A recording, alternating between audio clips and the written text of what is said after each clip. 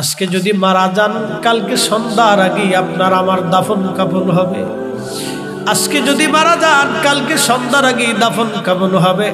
আল্লাহর কোরআন বলতেছে ওমা তাদরি নাফসুম বিআইয়ি আরদিন তামুত, বান্দা কোন হালতে কোন জায়গায় কোন অবস্থায় মারা যাবে আল্লাহ ছাড়া আর কেউ জানে না।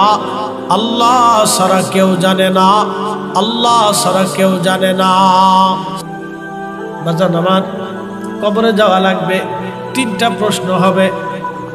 কেরামান কাতিবিন মুনকার নাকির আসবে, প্রশ্ন করবে দুইজন, মার রাব্বুকা, তোমার রব কে, আমা দীনুকা, তোমার দিন কি, মা কুনতা তাকুলু ফি হাক্কি হাযার রাজুল, এই লোকটাকে তুমি চিনো কিনা, তার সম্বন্ধে তুমি কি জানতে, তোমার কি বিশ্বাস আকীদা ছিল। কবরের ভিতরে আমাদের নবীকে দেখা বলা হবে এই লোকটাকে চিনো কিনা। দুনিয়াতে যে নবী মানে নাই, নবী মোহাম্মত করে নাই, কবরে যায় সে নবী চিনবে না, নবীর উত্তর দিতে পারবে না। কথা কোন ঠিক কিনা? আরে কপাল পুরা, রসুলের গোলামি করে যাওয়াটাই বুদ্ধিমানের কাজ, বুদ্ধিমানের কাজ। সহেলপুরের মুসলমান ওই নবীর গোলামি দুনিয়ার থেকে করে যাওয়াটা বুদ্ধিমানের কাজ। নবীর গোলামি যারা করলো জীবনে তারা ধন্য হয়ে গেছে। আল্লাহর নবীর গোলামি যারা করছে জীবনে তারা ধন্য হয়ে গেল। পৃথিবী বিখ্যাত মুহাদ্দিস ছিলেন শাহ ওয়ালিউল্লাহ মুহাদ্দিস দেহলভী রাহমাতুল্লাহ আলাইহি। মক্কাতুল মুকাররমা থেকে রওনা হয়ে মদিনায় যখন যাইতেন পায়ের জুতা খুলতেন। ছেলেরা, ছাত্ররা, মুরিদরা বলল, হুজুর পায়ের জুতা কেন খুললেন গো আল্লাহর ওলি? বলল, বাবারে আমি মদিনায় খালি পায়ে হেঁটে হেঁটে যাব। বলে, হুজুর পাথরি রাস্তা, শরীর ওই পাগুলি ফুসকা পড়ে ঘা হয়ে রক্ত ঝরবে, আপনি মারা যাবেন, যেতে পারবেন না। শাহ সাহেব জবাব দিল, বেটারা আমি, তোমরা কি জানো আমি কার দরবারে হাজিরা দিচ্ছি? যিনি ইমামুল মুরসালিন রাহমাতুল লিল আলামিন হাবিবুল্লাহ নবী, ওই নবীর দরবারে আমি শাহ ওয়ালিউল্লাহ জুতা পায়ে দিয়ে কেমনে হাজিরা দিব? আমি খালি পায়ে হাজিরা দিব, যদিও মরে যাই যাব, জুতা পায়ে দিয়ে নবীর বাড়ি আমি যেতে পারবো না। চিৎকার মেরে জোরে বলেন না ইয়া রাসূলুল্লাহ। আল্লাহর হাবিব তো নিজেই দলিল। গাসলুল মালাকা হামদালা গোসল ফরজ বাদ দিয়ে উহুদে চলে গেছে দলিলে না ভালোবাসায়। ওয়াসাল কান্নি দাঁত বাংলো দলিলে না ভালোবাসায়। মালিক ইবনে সানানা উহুদে নবীর রক্ত পান করে জান্নাতে চলে গেল দলিলে না ভালোবাসায়। উস্তুদে হান্নানা মোরাকাত নবী মিম্বার শরীফে জিন্দা হয়ে কাঁদতে লাগলো দলিলে না ভালোবাসায়।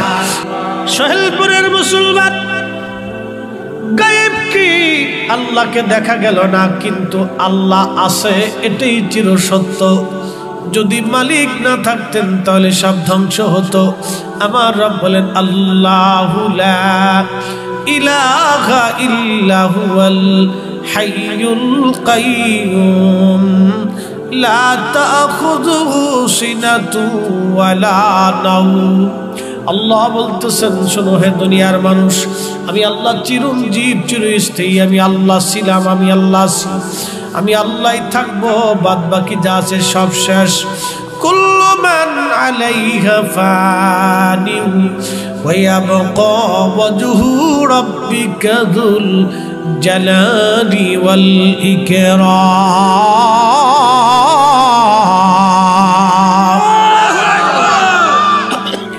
আল্লাহ বলেন, সব ধ্বংস হয়ে যাবে, কিচ্ছুই থাকবে না, সব অস্তিত্বহীন, কিছুই থাকবে না, শুধু আল্লাহ থাকবে, শুধু আল্লাহ আল্লাহ আল্লাহ আল্লাহ, কিচ্ছু থাকবে না, সব সব ধ্বংস হয়ে যাবে, সব ধ্বংস, কিচ্ছু নাই, শুধু থাকবে আমার আল্লাহ। এরপর আল্লাহ বলতেছেন, ফাবি আইয়ি আলা রাব্বিকুমা তুকাযিবান।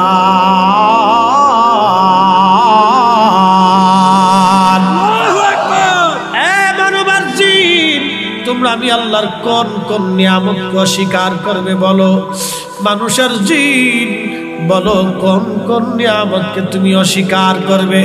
আমি আল্লাহর এমন কোন নিয়ামত নাই তুমি অস্বীকার করতে পারবা।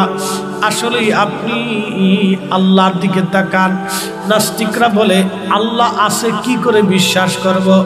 নাস্তিকদের জিজ্ঞাসা করবেন, বেটারে তুমি আছো তার প্রমাণ কি? বলে আমি আছি তো, আমি দেখি, আমি চলি, আমি হাঁটি, আমি ফিরি, কথা বলি। জিজ্ঞেস করবেন তুমি যে কথা বলো, তোমার ভিতর থেকে যিনি কথা বলায় তিনাকে জীবনে দেখছনি? জীবনে ফরিদ সাহেবের সাথে কোনোদিন দেখা হলো না। কে কথা বললো, কে চোখে দেখাইলো, কে জ্ঞান দিল? যদি ফরিদ সাহেবের অরিজিনাল ফরিদি না থাকে গো, আল্লাহ তারে নিয়ে চলে যাবে। মানুষ মরে যাওয়ার পরে আমরা একটা শব্দ বলি, ইন্না লিল্লাহ, নিশ্চয় আমরা আল্লাহর জন্য, ওয়া ইন্না ইলাইহি রাজিউন, আমরা আল্লাহর কাছে আবার ফিরে চলে যাব। এর অর্থ হলো ছিলাম আল্লাহর কাছে, আবার চলে যাব আল্লাহর কাছে। মাঝখানে আল্লাহ আমাদেরকে দুনিয়াতে পাঠাইলেন। ছিলাম রুহের জগতে আর ছিলাম রেহেমের জগতে, মায়ের পেটের মধ্যে। মায়ের পেট থেকে আল্লাহ পাক আমাকে আপনাকে সুন্দর করে অবয়ব দিলেন। আল্লাযী খালাকাকা ফাসাওয়াকা ফাআদালাকা, চোখ দিলেন, আঙ্গুল দিলেন, হাত দিলেন, পা দিলেন, মাথা দিলেন, কান দিলেন, জবান দিলেন, অঙ্গ দিলেন, পতঙ্গ দিলেন, ক্ষুধা দিলেন, পেশাব দিলেন, পায়খানা দিলেন। কিন্তু মায়ের পেটের মধ্যে 7 মাস 8 মাস রইলেন, ক্ষুধাও